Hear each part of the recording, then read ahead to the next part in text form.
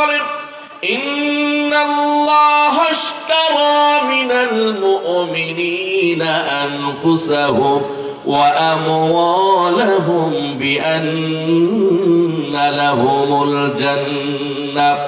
আল্লাহ রাব্বুল আলামিন এখানে ইশতারা মাজির সিগা আল্লাহ রাব্বুল আলামিন জানিয়ে দিলেন, কিনে নিয়েছি, আগেই কিনে নিয়েছে।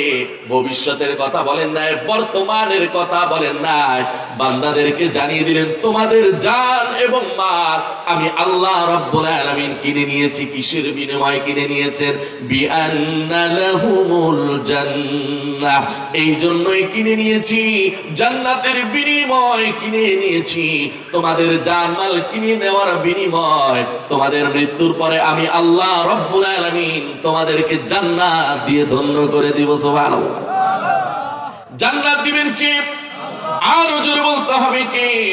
এই জন্য আমার জীবন নিয়ে আমার বাহাদুরি কি? আমার যে সম্পদ রয়েছে এই সম্পদ দিয়ে আমার বাহাদুরি কি? এই জন্য আল্লাহ রাব্বুল আলামিন মোট কথা হলো এটাই, আল্লাহ আইনদাতা, আল্লাহ বিধানদাতা, আল্লাহ হুকুমদাতা। আমার জীবনের, আমার ব্যক্তি জীবন থেকে শুরু করে পারিবারিক জীবন, সামাজিক জীবন, অর্থনৈতিক জীবন, আন্তর্জাতিক জীবন, রাজনৈতিক জীবন, সকল কিছুর ক্ষেত্রে আল্লাহর বিধানকে প্রাধান্য দিয়ে নিজের জীবনটা পরিচালনা করাটাই হলো একজন মুমিন হিসাবে দায়িত্ব।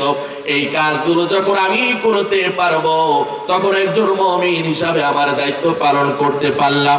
আর যদি সঠিকভাবে আমি পালন না করতে পারি, একজন মুমিন হিসাবে দায়িত্ব পালন করতে পারলাম না, আল্লাহ রাব্বুল আলামিন কিয়ামতের ময়দানে জিজ্ঞেস করবে, ও বান্দা শুনে নাও, তোমার জান এবং মাল তো আমি আগেই কিনে নিয়েছিলাম, তাহলে তোমার দায়িত্ব, তোমাকে যেই দায়িত্ব দিয়েছিলাম এই দায়িত্ব তুমি তো সঠিকভাবে পালন করো না।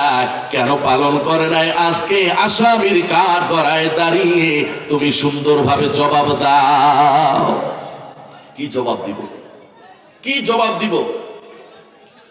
ছোট্ট একটা কথা বলি, সেটা হলো আমি যখন ইউনিভার্সিটিতে পড়ি, সম্ভবত ফার্স্ট ইয়ারে, তখন পড়ার সময় বিসিএস ক্যাডার ম্যাম তিনি লেকচার দিচ্ছেন, মেয়েদেরকে, বিশেষ করে মেয়েদেরকে লক্ষ্য করে লেকচার দিচ্ছেন যে মেয়েরা তোমরা কিভাবে আসো। প্রথমে একজন টিচার স্যার দুইটা কথা বলছে।